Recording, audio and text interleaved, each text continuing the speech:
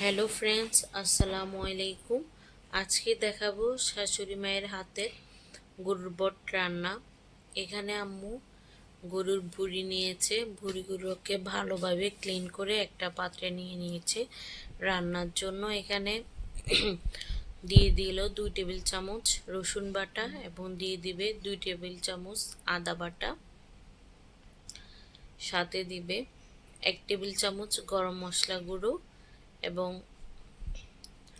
দিয়ে দিবে 1.5 টেবিল চামচের মতো ধনিয়ার গুঁড়ো, মরিচ গুঁড়ো দিবে 1.5 টেবিল চামচ পরিমাণ, দিয়ে দিবে স্বাদ মতো লবণ, হলুদ গুঁড়ো দিয়েছে 1.5 টেবিল চামচের মতো, দিয়ে দিবে পেঁয়াজ কুচি, এখানে প্রায় 2.5 কাপের মতো পেঁয়াজ কুচি ব্যবহার করেছে এবং দিয়েছে 2টা টমেটো ফালি করে দিয়েছে, আর দিয়ে দিবে 1 চামচের মতো কাশ্মীরি মরিচ, আর দিয়ে দিবে রান্নার জন্য তেল। এখানে আম্মু সরিষার তেল দিয়েছে, আপনারা চাইলে সয়াবিন তেলও ব্যবহার করতে পারেন। এখন মশলাগুলো ভালোভাবে মাংসের সাথে মাখিয়ে নেবে যাতে মশলাগুলো মাংসের ভিতরে পৌঁছায়। এখন কিছুটা পানি দিয়ে এটাকে কষিয়ে নেবে।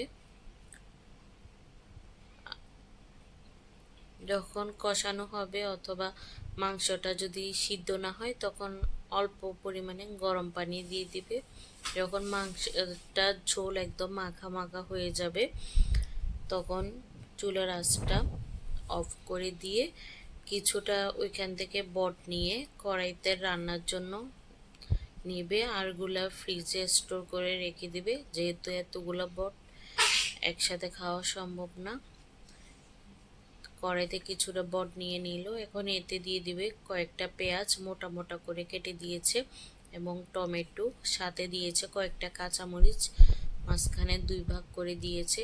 এখন এগুলোকে ভালোভাবে ভেজে নেবে।